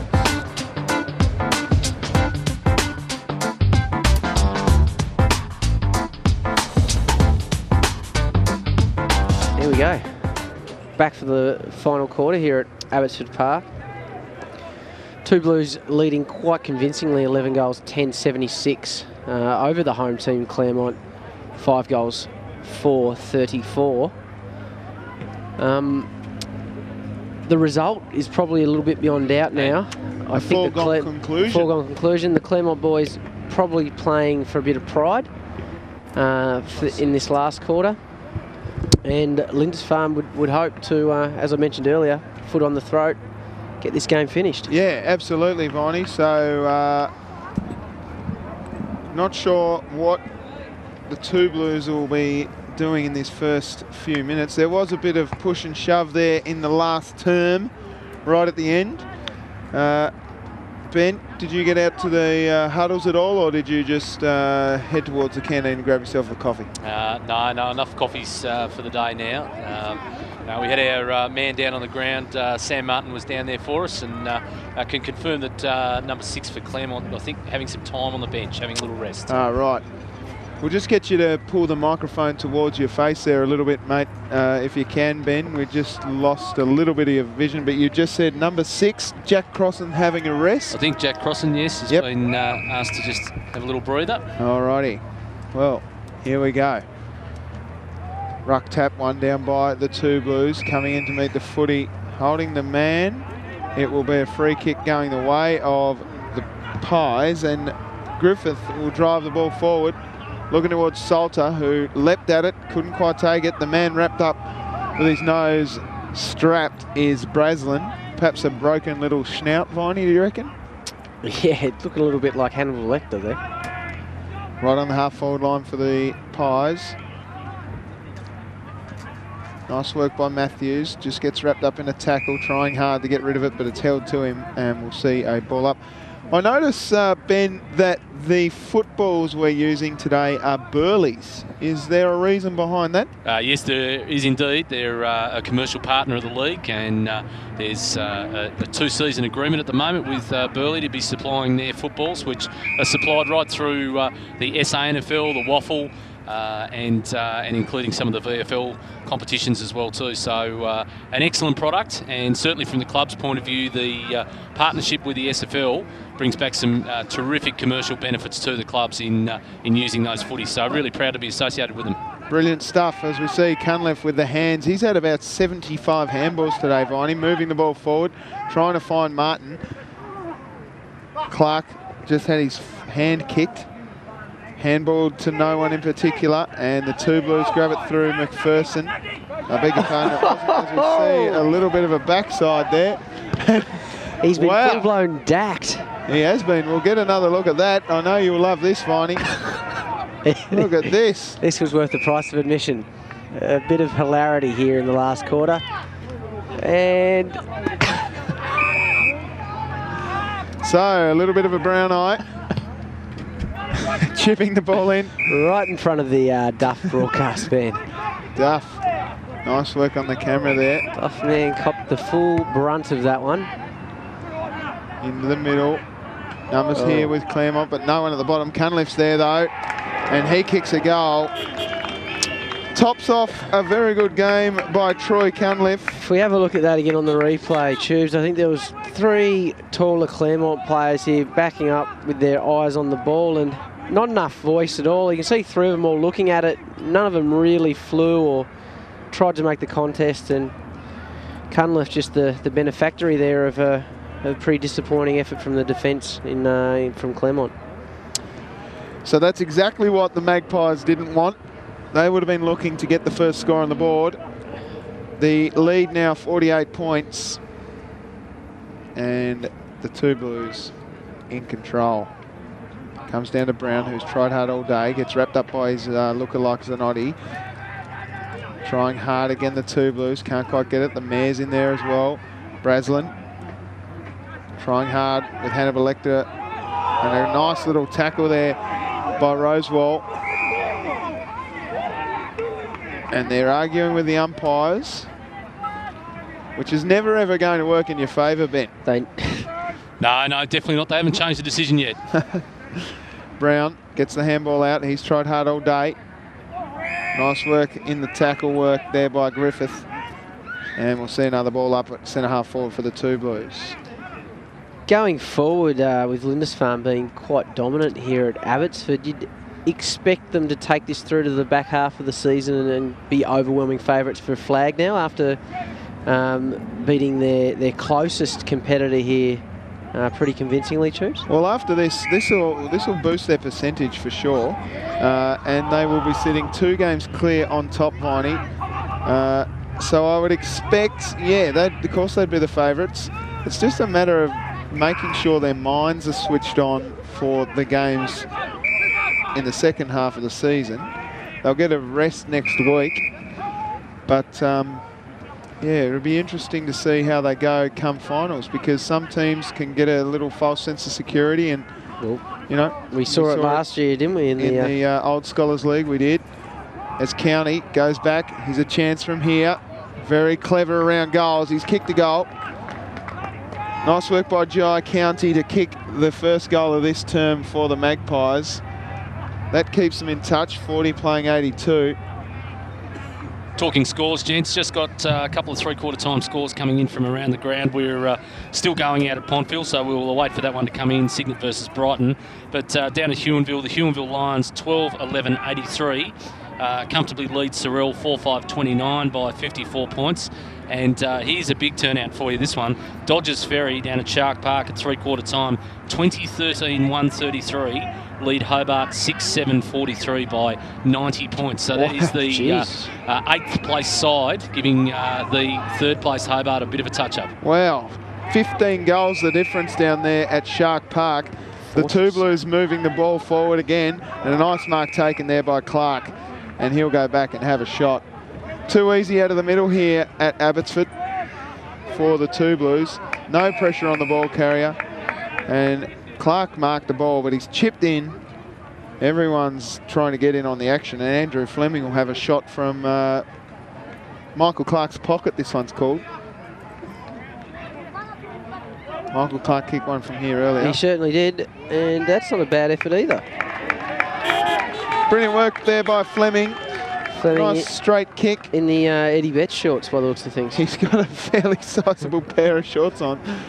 Yes, indeed. Talking about the great partners of the SFL, so BLK Apparel, I think they must have sent down the extra longs there for Andrew Fleming, who I think is the reserves coach at Lindisfarne. So, yeah, terrific look, those ones, aren't they? You can make a sale out of them, Ben. They're massive. But brilliant stuff from BLK. You've got some great sponsors here at the SFL. Is there anyone you want to mention, or do you want to leave it because I'd hate for you to miss someone, Ben? No, all good. We've covered a couple of beauties there today. Brilliant. Ruck tap one down. Novi comes hard at the footy. Don't fall over on the concrete pitch there, boys. Hobden drives it forward, but a mark taken and copped a little elbow there, the Two Blue. Courageous. Just looking ahead to next week, Tubes, you mentioned that Lindisfarne have the bye. Claremont have got another home game coming up against Sorrel. So you'd expect the Claremont boys to bounce back next week? Absolutely. Sorrel were competitive. I commentated a game against Cygnet here a couple of weeks ago, and Sorrel did get beaten, but they did look competitive. And that's the great thing about this league, as we spoke about before, Ben, is that it's very even across the board. Even though Lindisfarne are undefeated and probably haven't really been challenged this year, from second position all the way down to ninth is pretty even. It certainly is. And just talking more scores, three-quarter time now out at Pontville. Cygnet really showing the way with scoring efficiency, 15-4-94. Lead Brighton 9-9-63 by 31 points out there at three-quarter time. Well, there you go. Proves that if you kick straight, you can win a game of footy. It's a pretty good forward line at Cygnet this year. So Ben Holton, Jason Laycock, and of course Michael Darcy as well too. So plenty to contend with when you're putting it down to Cygnet's forward line. Well, Pud Darcy's no slouch. He just played his 250th game a couple of weeks ago here. And that was 250 for Cygnet. Yes. So as well as his time in with Glenorchy and also with Kingborough, and some time interstate playing football in Victoria as well. As we see Shawnee Salter just trying to hulk up and get the boys fired up. He's super keen to have a crack, but unfortunately no one's really coming with him. Picked up by Rosewall. Comes out. Clever hands again by Cunliffe. He's been very good, Sean Clark. Running beautifully there. Great handball. Anning. Kicks to the danger spot. And nice work there. Jake McPherson, you can tell us a little bit about him in a few moments, Damien. But he's going to kick for his third goal about 16 metres out directly in front. Yeah, young Jakey McPherson goes by the nickname of White Chocolate Thunder, Tubes. What? He's kicked the goal, the White Chocolate Thunder. One of the better nicknames I've heard somebody have. This is just a great piece of play by the Two Blues. Pushing it into White Chocolate Thunder. Boom! Do you reckon they call that out as they run past for the handball? Oh, it's probably a little bit too much for a mouthful. Might get shortened down. I'd like to say just Jockers. WCT. WCT. That's still too long. Yeah. I reckon Jakey might get a go. Yeah. We'll just call you Jakey. or Jakey Mack. Anyway, Claremont trying hard, as they've done all day. The two Blues repel the attack, and it's gone through for a behind, and the Magpies 41 plays 94. Yeah, snap by Hobden there. Good effort from Brownie. Here goes the Mon again, and that one's gone straight through the middle. Opportunistic from Martin Allison. Yeah, started with that spoil from Brown though. It took me a little while to search for the name again, but just hasn't given up all day. The captain Nathan Brown, and that little 1% effort there has led to a goal that's not going to mean much in the overall result of this game, but just does get a bit of credibility and a bit of pride back for the Claremont boys. Yep. So Allison kicks his first, and they're in charge, aren't they? The two Blues. There's no chance from here. 15 minutes to go, plus time on. Surely not. Is the fat lady singing, Ben? I think she's warming the throat up.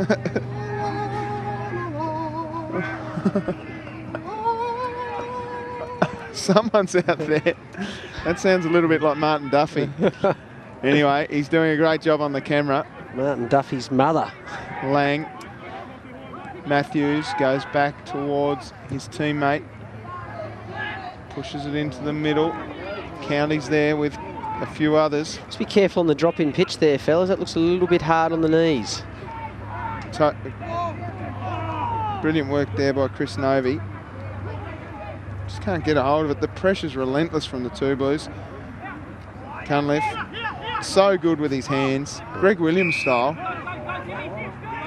Free kick being pulled out here somewhere, but advantage is paid. Hunt cops one high, and advantage keeps going, and he says, no, I'll give it back to the coach. Hunt chips in, Matthews got time. Great closing speed by the two Blues. He's been okay today, Nathan Matthews.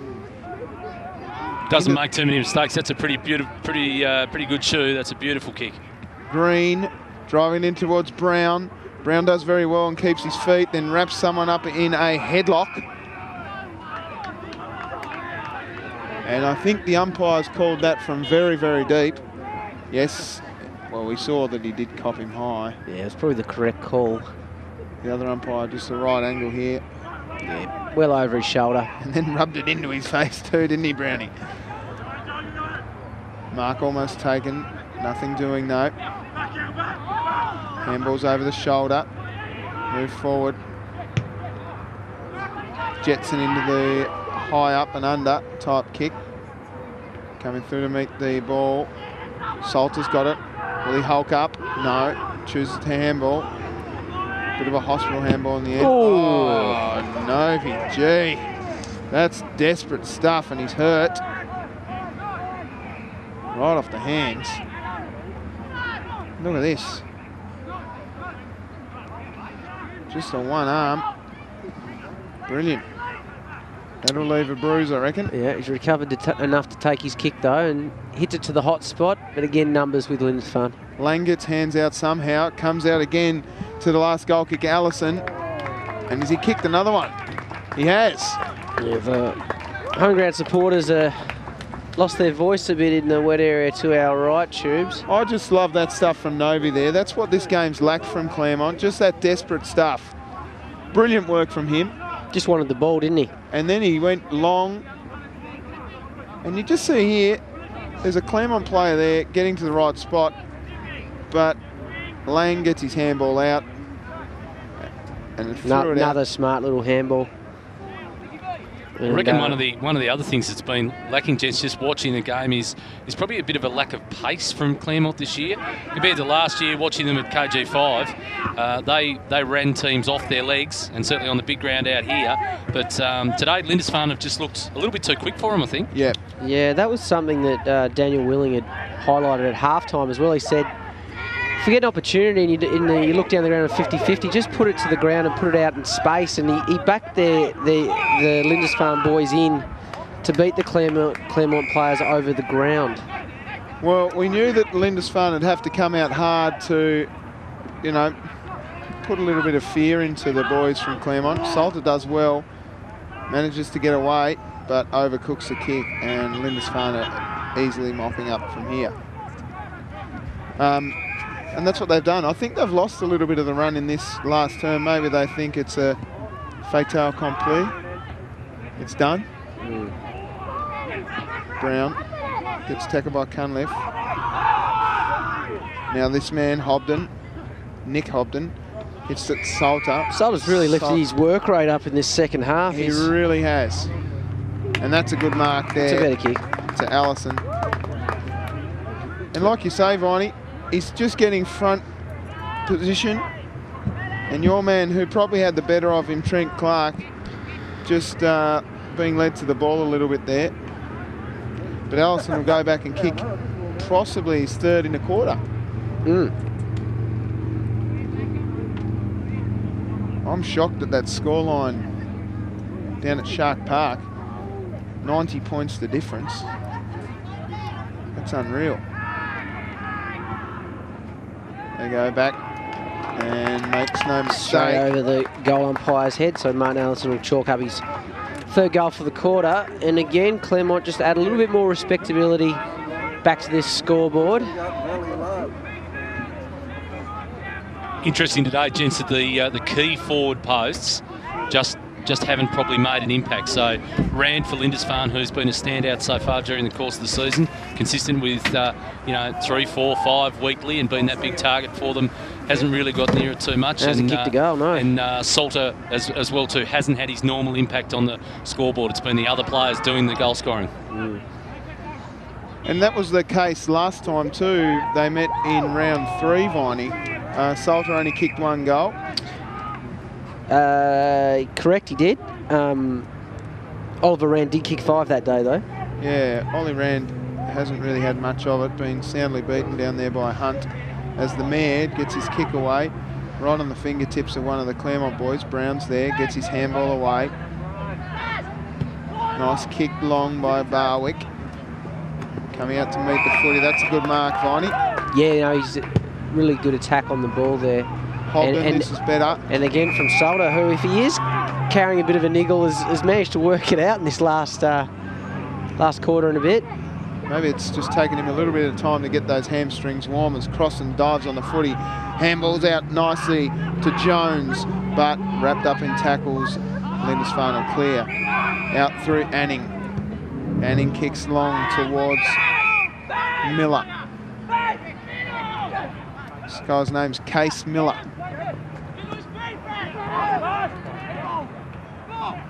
Just threw it away. Clever kick. Finds Harris. Over the back. Clark, good tackle. It's out of bounds on the full. He's lifted this quarter, Martin Allison. Yeah, another goal here from Claremont. I mean, as we've said, the results probably will be on doubt, but another goal cuts it to 5 goals, and probably doesn't really reflect how much dominant Lindisfarne has been today, but respectability back on the scoreboard for Claremont. Hunt does well to take a mark 3rd deep in the contest, then kicks long towards Crossan. Crossan tries hard again, but nothing doing. No one really keen on the footy, but it comes out for the 2 Blues. Left it behind, handballed nicely there by Gruber. And look at this, numbers everywhere here for Lindisfarne. And poor old Lang really had no option but to attack the footy. And there we go, he's finally kicked his 4th, Michael Clark. But just numbers at the ball, Viney. The space that Claremont have given these wingmen, that's been happening all day right there. Yeah, they rebounded well and just too much time to size it up. I mean, it is a 50-50 chance here. Brody Lang just sort of overcooks himself and needed to take ball or body there. And still not a bad finish from Michael Clark to chalk up his 4th goal. 4th goal. So 2 players looking for their thumbs, Justin Myers and Michael Clark. They've got 4 apiece. They'd like to have a handful. See how they go. 19 minutes 40 gone in this quarter. Gruber gets it out, finds Clark. Well, look who's on the end of it here. Your man, Cunliffe. Oh, Clark again. That's just too easy out of the middle. Yeah, they marched that out of that centre clearance. Boys, I reckon Cunliffe's he's looking at 3 votes today. Yeah, when he gets his hand on it and he's got that much time, and that's a... Oh dear. Sprayed it. No. He won't get his hand full in, Clark. Like we say though, lads, it's just too easy here. Running out, no pressure on the man delivering the footy. Straight up the middle. Nice work by, Griffith. Yeah. Handballs off to the mare for Zachary. And the two Blues will drive it forward again. Brown comes in to grab the footy. Shrugs one. Handballs over the top. Gets pushed in the back almost. And the two Blues with the numbers around the footy. Brown goes in hard. He loves it scrappy. And it'll be a ball up. Did well to tie it up there, Brown, because the numbers were with the two Blues. Must give a shout out to Greg Thrasher Harris, who's a Claremont legend, watching all the way from South Australia, Ben. So we've got people tuning in to watch SFL action all the way from South Australia. Fantastic reach. And Peter Brasendale has tweeted us again. He says, Tubes Taylor, Jake the Snake McPherson has been a solid contributor. You're absolutely right there, Peter. He's kicked 2 goals. He's made a mistake with his nickname, though. We believe it is, in fact, White Chocolate Thunder. White Chocolate Thunder. So Crossan comes out to take a good mark right in the attacking part of the ground for the Mont. But this guy's been great down there. Ryan Edmondson has just been floating in and taking intercept marks all day. Yeah, Hutchinson, Clark's been strong back there as well. Mark taken by Hobden. Into the middle. Oh, they could raffle this. Give it to Brownie. Oh, dear. No, plays on. Griffith. And a nice mark taken down in the forward line by the Pies. I think that is a junior, Josh Harris. Josh Harris, vice captain in the Claremont Colts team, so got the call up today. Interesting stuff here from Griffith. I probably would have given it to Brownie. Just another good example of Griffith. We mentioned him before. Just takes that extra moment just to assess, see what the best option is. Unfortunately, the young fella couldn't finish off there.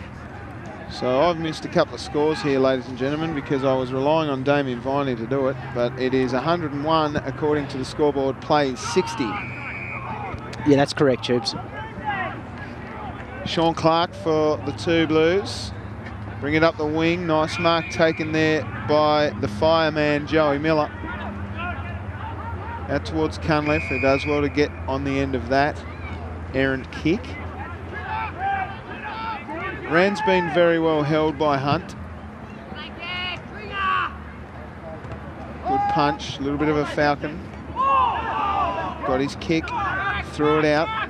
Diving on the footy, Clark. Tringrove's in there as well. It'll be a ball up. So I mean, if we're honest, Lindisfarne probably had this game won at half-time. Would you say, Viney? That's a fair assessment, Tubes. Claremont have been good in patches, but early on when the contest was hot, they just broke down too many times across that half-forward line, as we mentioned before, and couldn't apply any scoreboard pressure. I think you're seeing right now too the pressure around the contest. Yeah, they're still winning that contested ball, and that's made a huge difference. And then when they get their run going, they've just been a little bit too quick across the ground for them today. Absolutely. And we see the cars starting to pile out of Abbotsford Park. Novi. Trying hard all day was Matthews. Nice work there by Jones. Matthews again. Back inboard. Handball direct to his opponent. But numbers here with Claremont. Spent it before he got it. Coming through to meet the footy. That's nice work down there by Graham.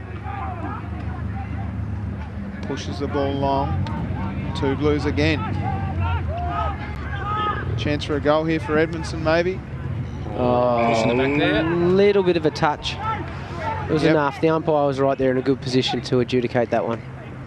Brown. Oh, Just too slow. tried to put the foot down on the accelerator there, Brown, and just couldn't quite get it from 3rd to 4th gear, and was tackled pretty well from behind. He's angry about it too. That's probably the difference between the Nathan Brown circa 2015 and circa 2016. They would not have got him. Yeah. So there it goes, ladies and gentlemen. That is full time here. It is Lindisfarne 15-11 101 to Claremont 9-6-60.